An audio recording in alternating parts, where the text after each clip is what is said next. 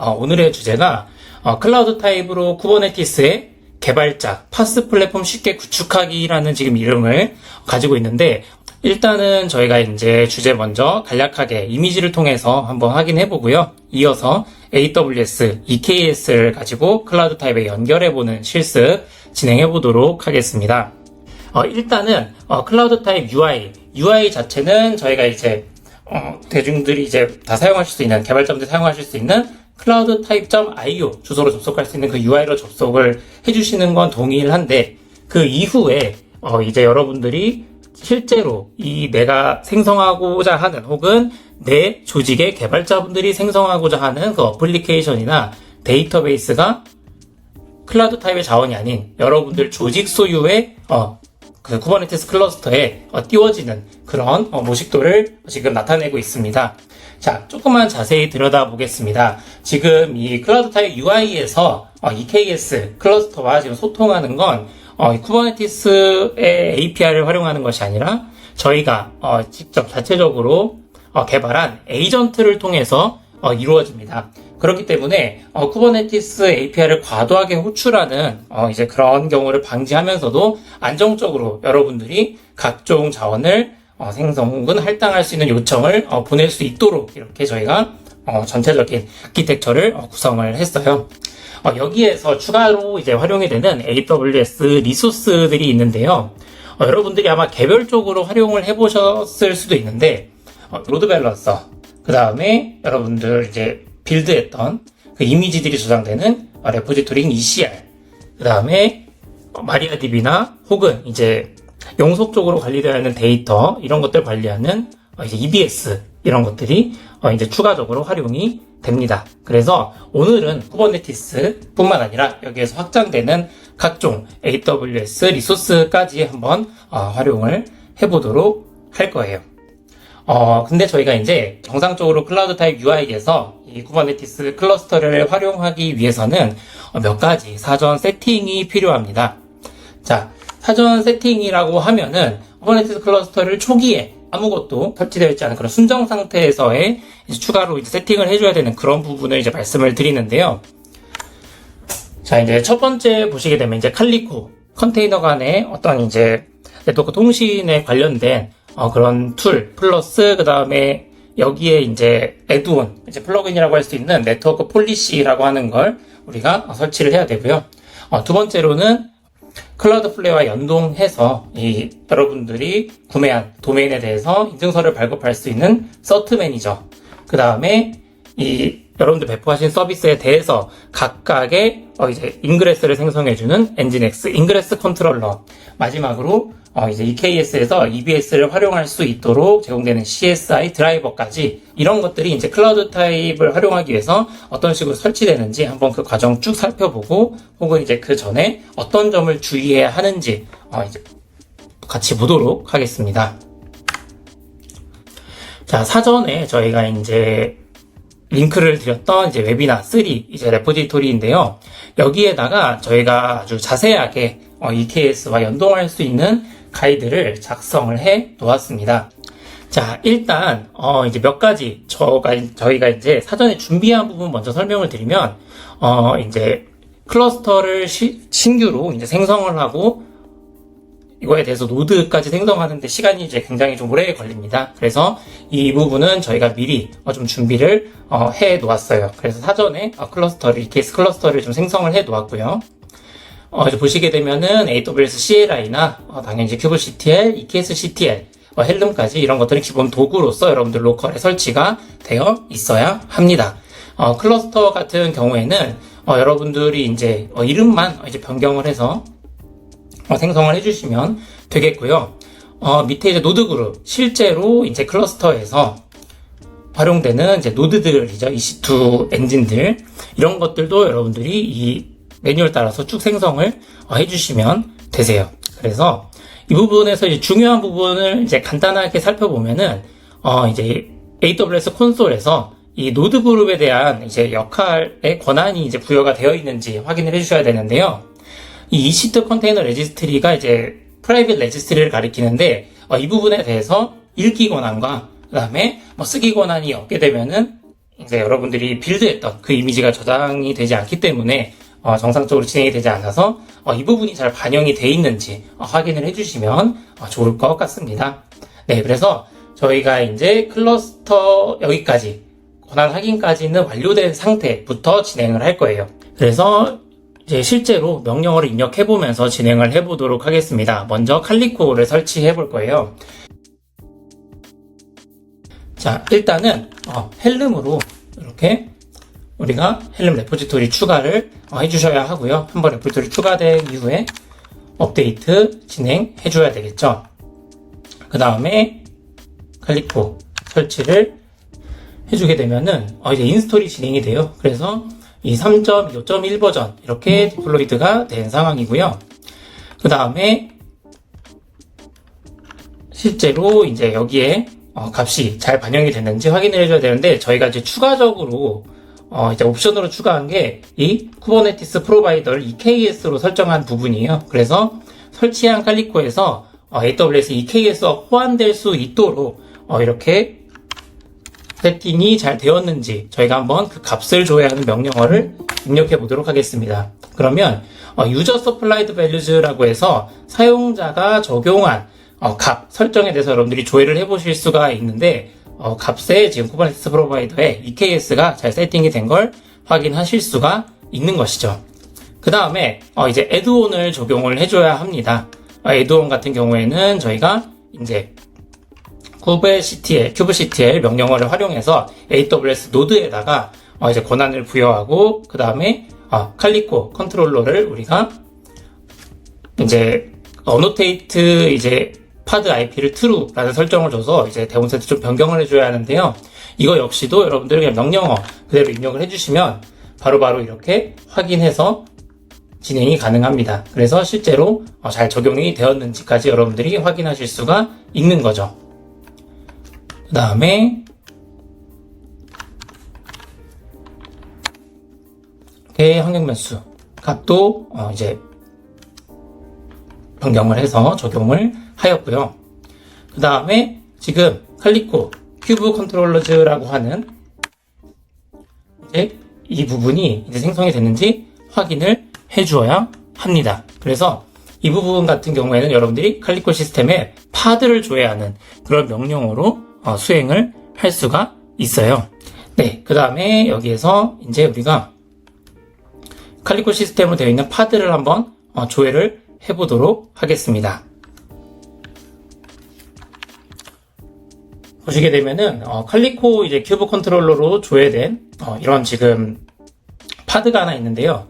이 파드에 대해서 이제 여러분들이 이거를 이제 삭제를 하시고 바로 적용을 해주셔야 되는데, 얘가 한번 파드가 죽었다가 살아나면서 이게 이제 설정이 적용이 되거든요. 그래서 그 다음 명령어를 통해서 우리가 해당 조회된 파드를 한번 딜리트 해준 다음에 그 파드가 실제로 다른 파드가 뜨면서 재시작이 됐는지 한번 확인을 해보도록 할게요. 네, 딜리트가 지금 됐고요. 그 다음에 실제로 확인해보면 뒷부분에 지금 이 파드의 이름이 바뀐 거를 볼 수가 있습니다. 방금 전에 저희가 설정했던 것들이 이제 적용되기 위해서 저희가 이제 재시작을 한 거예요. 그래서 이런 식으로 재시작이 잘 되었는지까지 확인을 해주시면 되겠습니다. 자, 그 다음에 이 서트 매니저 같은 부분은요, 이 서트 매니저는 인증서, 우리가 이제 HTTP에 SSL 인증서를 발급하면 여기 이제 자물쇠 모양이 채워지면서 이 연결은 안전합니다라는 걸 이제 보장을 해주는 거죠. 근데 이 서트 매니저 같은 경우에 여러분들 설치를 이제 쭉 진행해 주시면 되는데, 저희 같은 경우에는 미리 지금 설치를 좀 진행을 해 놓은 상황이에요. 그 이유는 이제 쭉 설명을 드릴 텐데, 이 서트 매니저를 통해서 우리가 클라우드 플레어의 DNS를 빌려서 인증서를 발급하게 됩니다. 그러면은 우리가 클라우드 플레어에서 구매한 도메인에 대해서 이렇게 레코드를 등록해서 이것에 이제 우리가 도움을 받아서 이제 인증서 발급하게 되는데, 보시게 되면은 이제 서트 매니저 다음에 바로 엔진엑스 인그레스 컨트롤러를 이제 추가로 설치를 해요. 인그레스 컨트롤러 같은 경우에는 여러분들 배포한 서비스에 각각의 엔진엑스 서버를 하나씩 만들어주는 그런 역할을 한다고 볼 수가 있는데요. 일단은 이렇게 설치를 해주신 다음에 클라우드플레어에 여러분들이 구매한 도메인으로 넘어가셔서 토큰을 생성을 해주셔야 합니다. 여기 들어가셔서 마이 프로필에 API 토큰이라고 되어 있는 부분 보이시죠? 크레이드 토큰의 이 에디트 존 DNS, DNS 편집이라고 번역되어서 나오는 이제 그런 분도 계실 거예요. 여기 한국어로 하면 그렇게 나오거든요. 그래서 여기에 우리가 다른 부분은 크게 건드리지 않고 에디트인지 확인해 주신 다음에 내가 특정 존, 내가 실제로 사용하고자 하는 그 도메인을 선택하셔서 이렇게 토큰을 발행을 해주시면 되세요. 그러면 우리가 이 토큰 값을 활용해서 이 클라우드플레어를 도움을 받아서 인증서를 하나씩 발급해주게 됩니다. 자, 그래서 우리가 다시 아까 사이트로 넘어가 보도록 할게요. 이 사이트로 넘어가서 이제 DNS 들어가 보시게 되면은 저희는 지금 이러한 형태로 이 엔진엑스 인그레스의 로드 밸런서 IP를 이렇게 넣어 놓은 상태입니다. 여러분들이 엔진엑스 이제 인그레스를 딱 설치를 하시게 되면은요, 여기 이제 저희가 사전에 준비한 이 명령어를 통해서 이 엔진엑스 컨트롤러에 공개된 이 로드 밸런서 이 호스트 네임을 확인하실 수가 있어요. 그래서 여러분들이 어떠한 도메인을 구매한 다음에 그 도메인으로 들어오는 트래픽을 바로 이 로드 밸런서를 통해서 이제 쿠버네티스 내부 컨테이너로 접근을 한다고 보시면 되겠습니다. 그래서 지금 이 부분에 대한 이 레코드를 여러분들이 이렇게 클라우드플레어에 이제 에스터리스크와 그 다음에 이제 이 루트 도메인 자체 이렇게 두 개를 제가 등록을 해 놓은 상태예요. 그래서 지금 여기 보이는 값과 여기 보이는 값이 같다는 걸 확인을 하실 수가 있겠습니다. 그래서 여러분들이 지금 이제 이러한 상태에서 그 다음 추가로 이제 한번 어떤 작업을 해야 되는지 확인을 해 보도록 할게요. 자, 클라우드 플레어에서 이제 API 키, 환경 변수로 우리가 등록을 해준 다음에 밑에 보이는 이제 클러스터 이슈어, 실제로 인증서를 발급해주는 쿠버네티스 오브젝트이죠.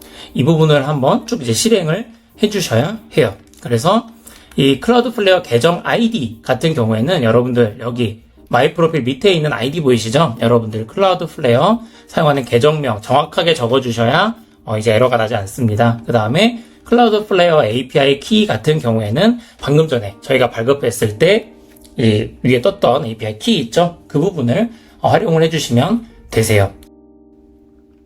그래서 이제 클러스터 이슈와 서티피케이트를 이제 생성을 그대로 여러분들이 해주시면 되는데 어떤 부분을 이제 변경을 해주셔야 하냐? 여기 이제 보이시죠?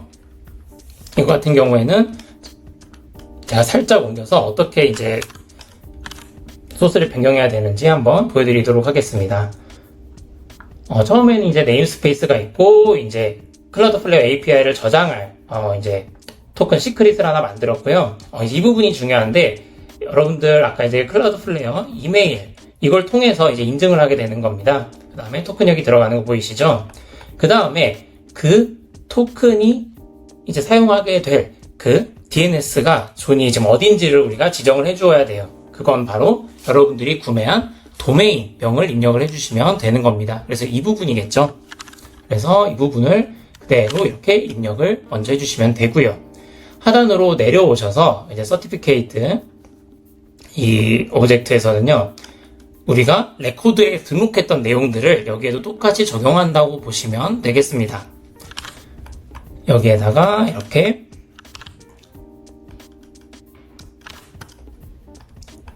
보시면은 레코드 아스터리스크가 붙은 이제 레코드와 그 다음에 루트 도메인이 있는 그 레코드 이렇게 두 개가 있죠. 그래서 이렇게 두 개를 여러분들이 등록한 레코드와 일치를 시켜서 쭉 여러분들이 이 명령어 그대로 이제 터미널에 입력을 딱 하신 다음에 실행을 해주시면 바로 이제 인증서를 발급할 수 있는 발급기가 쿠버네티스 클러스터 내부에 생성이 되겠습니다. 그래서 클라우드플레어 외에 나는 이제 다른 DNS와 연동을 하고 싶다라고 하시면은 이 서트 매니저 가이드를 참조하시면은 이제 라우트 53이나 혹은 이제 기타 디지털 오션이나 이런 것들에 대해서 이제 이 부분에 인증하는 방법만 여러분들이 달리 적용해 주시면은 손쉽게 다른 DNS로도 변경이 가능합니다. 그 다음에 쭉 넘어가 보도록 할게요. 자, 이 부분이 중요한데요. 이 서트 매니저에서 우리가 실제로 이렇게 발행한 인증서가 정상적으로의 유효한 상태인지 그걸 이제 확인을 해주어야 해요. 이제 클라우드 플레이어와 인증이 잘 됐는지, 그 다음에 이 DNS가 잘 확산이 됐는지를 확인하는 과정인데요.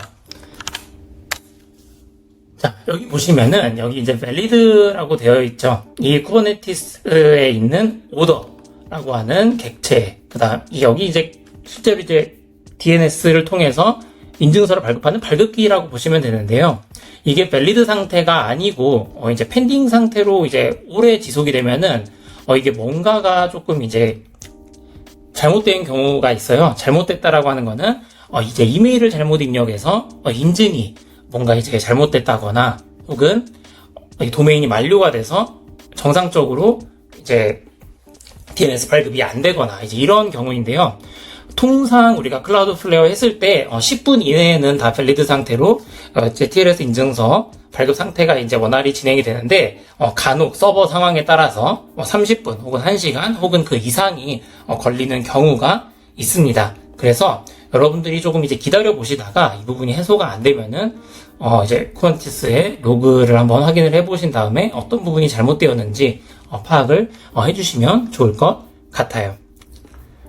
자, 그 다음에 여기 보시게 되면은 AWS EBS CSI라고 되어 있죠. 여기 있는 이제 AWS EBS CSI를 한번 설치를 해보도록 하겠습니다. 먼저 이제 오픈아이디 이제 관련해서 이 제공업체를 생성을 해주어야 해요.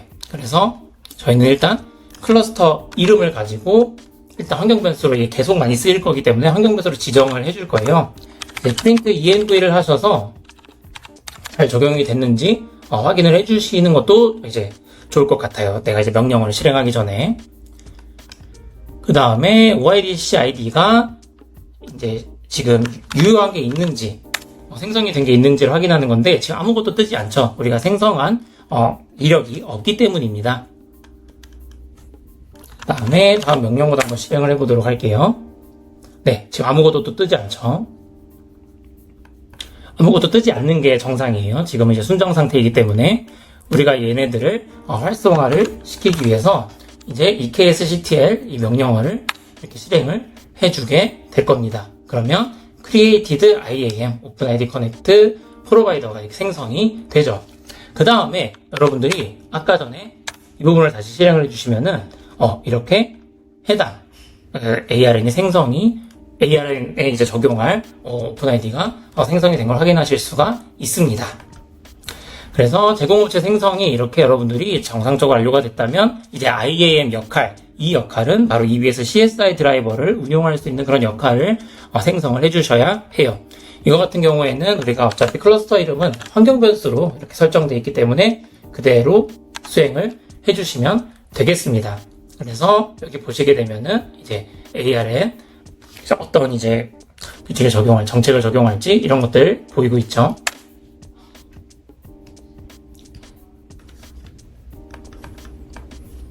그래서 이거 같은 경우에는 이제 우리가 IAM 역할을 빌려서 실제 이제 드라이버를 활용하게 되는 거죠. 자, 이렇게 어카운트가 정상적으로 생성이 됐다면 이걸 가지고 우리가 이제 애드온을 만들어줘야 돼요.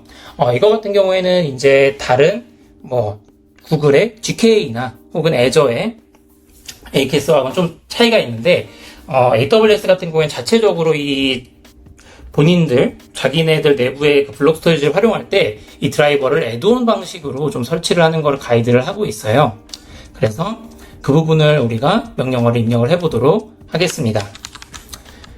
자, 우리가 여기 보시게 되면은 어카운트 아이디 여기 이제 우리가 환경변수로 지정을 해주어야 돼요. 여기 이제 그대로 명령어 치시면은 우리가 AWS 컨피규어에서 설정했던 그 액세스 아이디와 액세스 시크릿 액세스를 가지고 정보를 가져오게 됩니다. 그러면 이걸 바로 환경 변수로 넣어주게 되죠. 얘도 print env 하셔서 잘 적용되는지 확인을 해주시면 좋을 것 같아요.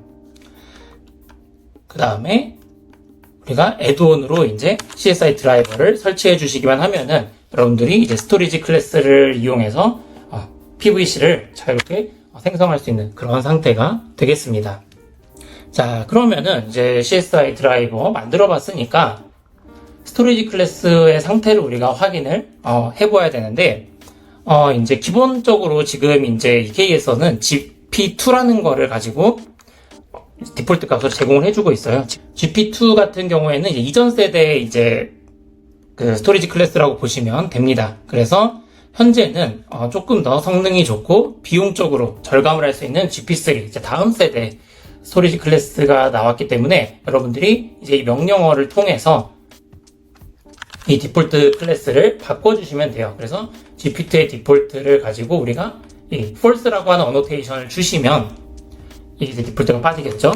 그 다음에 하단에 이 GP3를 신규로 추가하는 이 스토리지 클래스를 등록을 해주시면은 우리가 GP3를 기본 값으로 우리의 스토리지 클래스로 활용을 하실 수가 있게 됩니다. 여기 보시게 되면 이제 디폴트 클래스에 제가 true라고 하는 어노테이션을 줬다는 것을 확인을 하실 수가 있어요. 자, 스토리지 클래스까지 여러분들이 이렇게 정상적으로 만드시게 됐다면 마지막으로 PVC를 생성하는 테스트를 진행을 해보아야 합니다. PVC 같은 경우에는요, 제가 이렇게 그냥 간단하게 1기가짜리 GP3 스토리지 클래스에 PVC를 생성할 수 있는 명령어를 갖다 놨어요. 그래서 여러분들이 이렇게 생성을 해주시게 되면은 바로 이렇게 크리에이트가 됩니다. 이렇게 크리에이트가 된 상황에서는 이제 여러분들이 잘 바운딩이 됐는지를 확인해 주시는 게 중요해요. 만약에 바운딩이 안 되고 펜딩 상태라고 하시게 되면은 아까 설치한 드라이버에 뭔가 이상이 있거나 혹은 여유로운 어떤 이제 디스크 공간이 모자라거나 이런 이제 케이스들이 있기 때문이죠. 한번 이제 하단에 마지막 명령어 PVC 상태를 확인하는 명령어를 통해서 바운드가 됐는지 확인해 볼 건데, 이 스테이터스 보시게 되면은 바운드라고 표시가 되어 있죠. 그래서 정상적으로 내가 만든 그 블록 스토리지가 이 클러스터에 바운딩이 됐구나, 연동이 됐구나 라는 걸 여러분들이 직접 확인을 하실 수가 있겠습니다. 자, 그러면은 실제로 이 클라우드 타입 UI에서 어떤 방식으로 이제 연동을 할 수 있는지 이제 확인을 해봐야 할 텐데요. 먼저 에이전트를 설치를 해주셔야 하는데, 에이전트 같은 경우에는 간단한 명령어 한 줄로 설치를 하실 수가 있습니다. 그래서 제가 이걸 바로 입력을 해보도록 할게요. 이건 이제 공개 저장소에서 바로 여러분들 땡겨 오셔가지고 활용을 하실 수가 있는 부분 되겠습니다. 그래서 이제 에이전트 같은 경우에 이제 설치 관련해서 쭉 이제 로그가 뜰 거고요. EKS 클러스터 같은 경우에는 접속 주소를 여러분들이 이렇게 바로 확인을 하실 수가 있어요. 왜냐하면은 이 EKS 클러스터에 설치된 에이전트도 본인의 로드 밸런서의 외부 IP를 가지게 되기 때문인데요. 이 외부 IP를 가지고 우리가 클라우드 타입에 등록을 해서 연동을 하게 되는 겁니다. 어떻게 보면 이제 관문인 거죠. 그래서 제가 이렇게 밑에는 이제 토큰이 되겠죠. 이 토큰을 가지고 우리가 비밀번호처럼 사용이 되는 거죠. 그래서 이 토큰도 이렇게 복사를 해 놓습니다. 그렇게 되면은 우리가 클라우드 타입에서 이 AWS EKS에 연동할 수 있는 준비가 완성이 된 거고요. 이걸 가지고 우리가 이 대시보드의 설정창에서 한번 등록을 해 보도록 합시다. 보시게 되면 이 설정창의 통합 기능에 클러스터 연결하기 이제 버튼을 누르시게 되면 이렇게 팝업 창이 뜹니다. 클러스터 플랫폼은 저희 AWS EKS를 활용할 거고요. 여기에는 제가 이제 클라우드 타입 테스트라고 한번 해보도록 할게요. 그 다음에 접속 주소 같은 경우에는 여기에서 이제 쭉 이제 로드 밸런서 주소, 방금 전에 우리가 조회했던 값을 넣게 되고, SS 토큰에는 이 CAT라고 시작되는 이 토큰 값을 넣어주시면은 이렇게 연결이 됩니다. 이 과정에서 연결을 눌렀을 때 뭔가 에러가 뜨면은 이 토큰 값이 뭔가 이상이 있거나 에이전트 주소에 이상이 있는 경우이기 때문에 확인을 해주시면 되고요. 우리가 눌렀을 때 이제 지금 업데이트 됨 하고 바로 이제 팝업이 종료가 됐죠. 이렇게 되면 정상적으로 연동이 된 것이라고 볼 수가 있겠습니다. 이 클러스터 들어가 보시게 되면은 실제로 이 클러스터의 노드가 어떤 것들이 있는지, 그 다음에 어떤 이벤트가 발생했는지, 그 다음에 여기에 이제 설정들을 어떤 식으로 이제 제어할 수 있는지를 여러분들이 보실 수가 있어요. 그래서 이 레지스트리부터 여러분들이 차례대로 이제 설정을 해주셔야 하는데, 여기 쭉 보시게 되면은 이제 레지스트리를 설정하는 것부터 하단에 이제 네트워크를 설정하는 부분까지 저희가 이렇게 쭉 준비를 해놨습니다. 그래서 이거 같은 경우에도 한번 저희가 보여드릴게요. 지금 이 컨테이너 저장소 이제 ECR을 연결하는 과정인데요. AWS Elastic Container Registry, 지금 이 부분 보이시죠? 여기에 이제 접속 주소나 AWS Access Key ID, 이제 시크릿, 액세스 키 이런 것들을 이제 등록을 해주어야 합니다. 여기에서 이제 접속 주소 같은 경우에는 여러분들이 AWS 콘솔로 이렇게 들어오신 다음에 Create Repository 하셔서 여기 앞쪽에 레포지토리 이름 앞쪽에 붙는 이 부분이 바로 여러분들이 소유한 ECR 레포지토리에 접근할 수 있는 주소가 돼요. 그래서 여기에다가 제가 ECR 접속 주소라고 한번 해볼게요.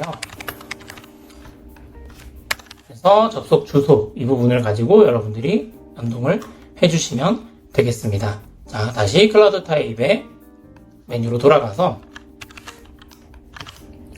자, 이쪽 보시게 되면은 이제 접속 주소 입력을 했고요. 그 다음에 AWS 액세스 키는 여러분들이 이제 각 사용자 생성한 거에서 이제 액세스 키 발행을 하셨을 텐데요.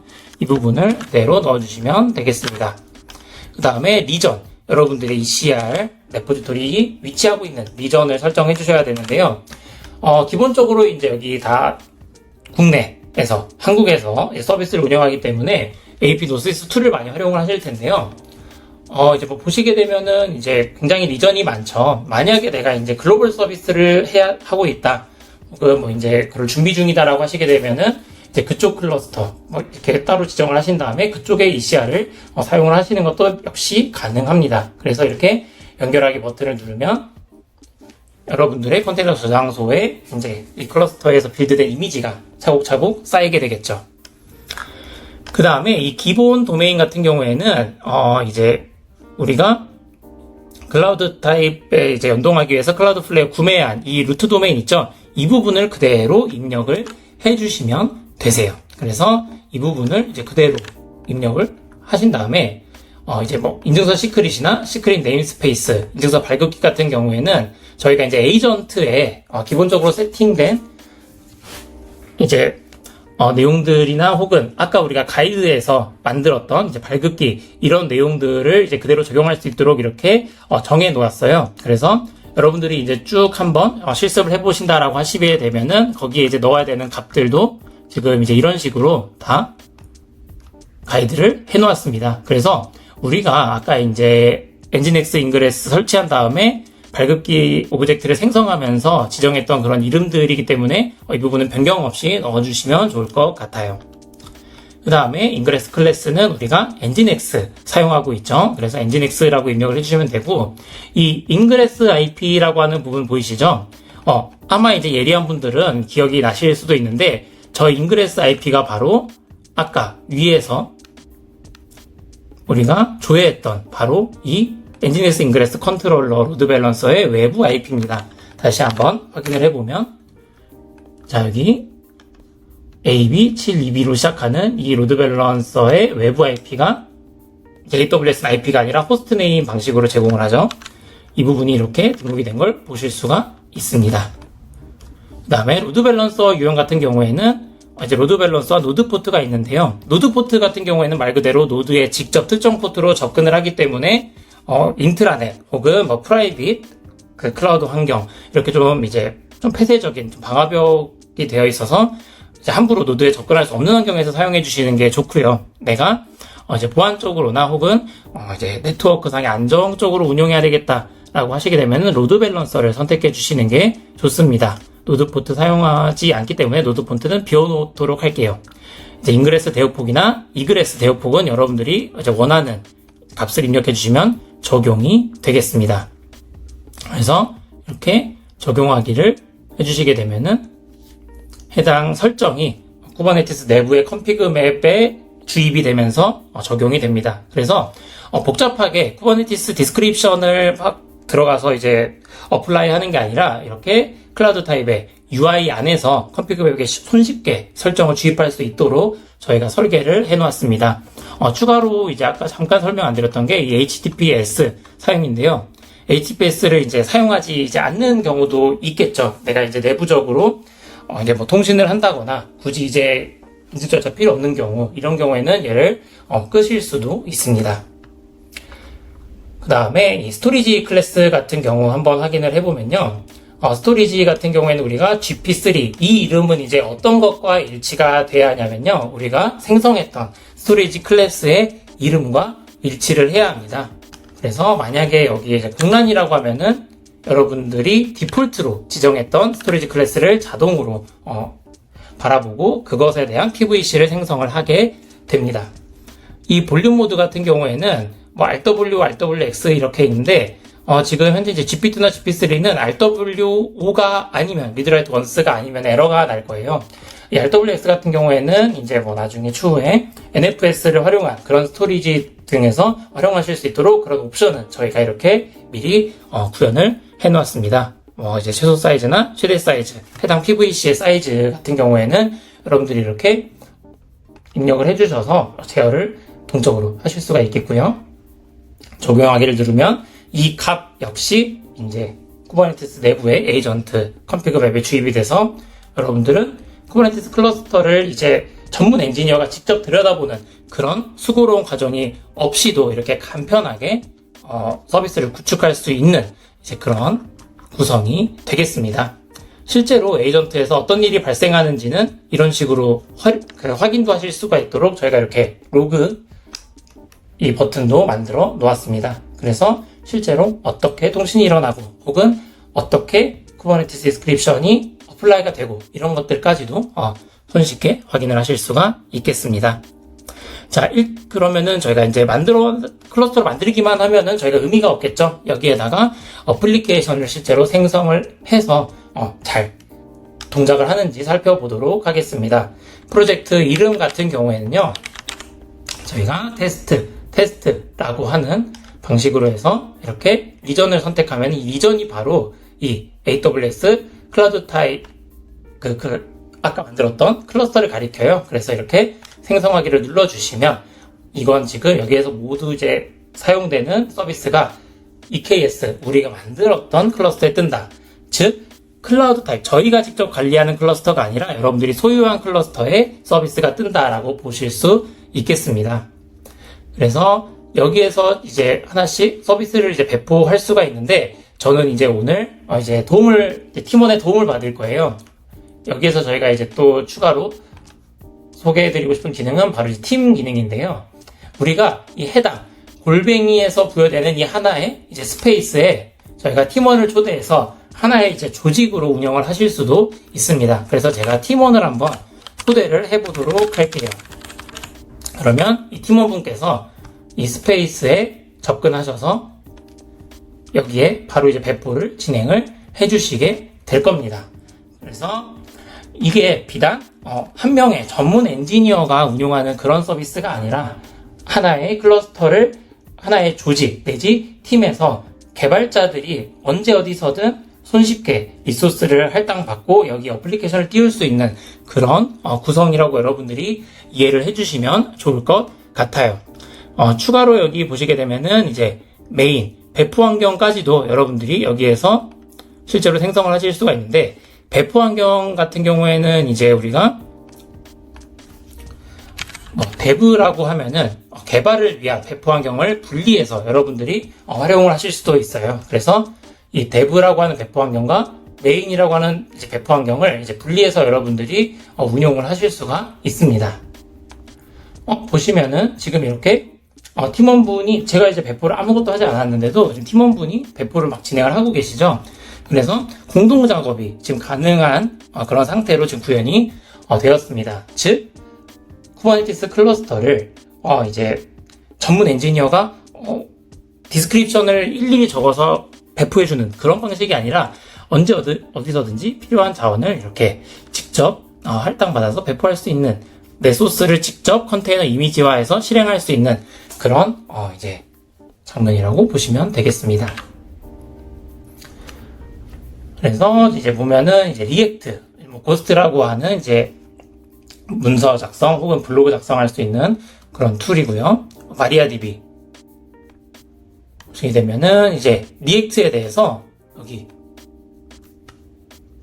도메인 한번 볼까요? 도메인 같은 경우에는 제가 구매했던 그 도메인의 앞쪽에 어떤 난수가 붙어서 이렇게 지금 제공이 되는 걸 보실 수가 있습니다.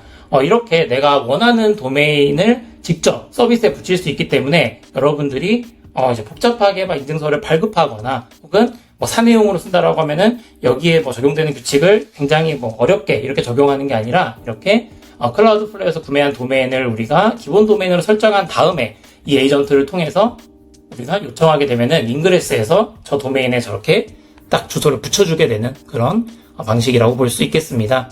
자, 리액트 잘 실행되는 거 확인을 해주셨고요. 마리아DB 한번 볼까요? 마리아DB 같은 경우에는 여러분들이 이렇게 도메인이 쭉 나오죠.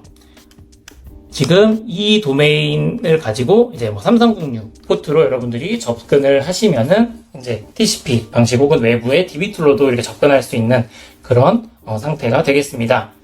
자, 디스크 같은 경우에는 방금 전에 우리가 마지막으로 설치했던 EBS 드라이버 있죠? 그 드라이버를 우리가 활용을 해서 1기가짜리 볼륨까지 이제 마운트가 정상적으로 된 거 확인을 하실 수가 있겠네요. 그래서 단순히 우리가 이제 뭐 버셀이라든지 뭐 렌더라든지 혹은 이제 뭐 기타 다양한 이제 배포 툴들이 있겠지만 뭐 이제 뭐 프론트만 지원을 한다든지 혹은 이렇게 에이전트 방식으로 손쉽게 클러스터에 접근을 할 수 있다든지 이제 이런 기능은 없는 걸로 알고 있어요. 그래서 여러분들이 쿠버네티스 막 안정적이고 좋다, 뭐 굉장히 이제 인프라를 구축하는데 대세다라고 많이 들어보기만 했지 얘를 실제로 어떻게 사용하는지에 대해서 이제 고민이 되고 혹은 이제 이런 부분이 있으셨다면은 저희 클라우드 타입 연동해서 손쉽게 이걸 운용하실 수 있을 것이라 생각이 됩니다. 그래서 여기 보시게 되면은 뭐 이제 기타 설정들도 여러분들이 이렇게 쭉 보실 수가 있게 되겠고요. 이 고스트 같은 경우에는 이제 오픈 소스로 제공되는 이제 블로그 작성 혹은 이제 뭐 문서 작성 툴입니다. 그래서 우리가 이제 접속하기를 해서 눌렀을 때 이렇게 고스트 블로그 이제 초기 화면이 뜨게 되고요.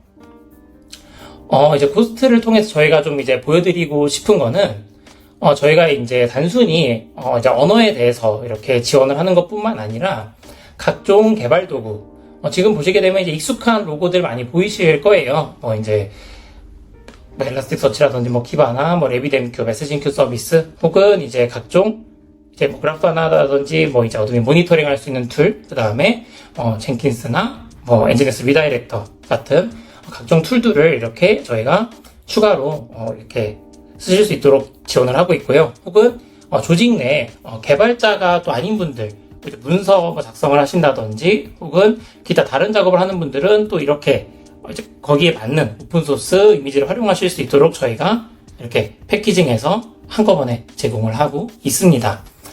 이뿐만 아니라 데이터베이스 같은 경우에도 기본적으로 많이 활용되는 RDBMS 뿐만 아니라 이제 NoSQL 혹은 이제 레디스 세션을 저장할 수 있는 그런 방식의 레디스, 인플럭스DB 각종 DB들 지원하고 있고요. 프론트엔드 같은 경우에는 이제 시중에 여러분들이 이제 많이 접할 수 있는 오픈소스 프로젝트들 다 이제 포함을 해서 여러분들이 손쉽게 사용할 수 있도록 이렇게 패키징을 해 놓았습니다. 언어 역시 메이저 언어들, 현재 백엔드 혹은 이제 기타 각종 어플리케이션 돌릴 수 있는 언어들이나 프레임워크 지원을 하고 있기 때문에 부담 없이 여러분들이 쿠버네티스 클러스터 활용해서 이제 개발 조직 내에서 활용을 하실 수가 있겠습니다. 그래서 우리가 전반적으로 이렇게 쿠버네티스 클러스터에서 클라우드 타입의 UI를 가지고 이렇게 좀 조작을 해보는 시간을 가졌는데요. 이 클라우드 타입 테스트 2라고 하는 부분에서 우리가 확인을 해보면 여기에서 이제 리소스를 또 확인하실 수도 있어요. 이렇게 보시게 되면은 실제로 파드가 잘 떴는지 콘솔에서 확인도 가능하고요. 보시게 되면은 뭐 인그레스 컨트롤러라든지 기타 우리가 설치했던 파드들까지 눈으로 확인을 하실 수가 있습니다. 제가 이제 여기 한번 보여드리는 거는 여기 이제 디플로이 마리아DB라고 해서 이제 고스트도 있고 해서 우리가 이제 클라우드 타입에서 배포한 것들이 내가 쿠버네티스에 관련된 어떠한 동작을 하지 않았는데도 쿠버네티스 오브젝트를 만들어내고 이것들을 이제 외부의 인물 혹은 이제 내부의 인력이 확인할 수 있는 그런 상태로 배포되었다는 것을 한번 강조를 드리고 싶어요. 그래서 오늘은 이렇게 쿠버네티스를 통해서 그 다음에 클라우드 타입의 에이전트를 통해서 내 조직, 우리 회사의 개발자, 파스 플랫폼을 구축해보는 실습을 진행해보았습니다.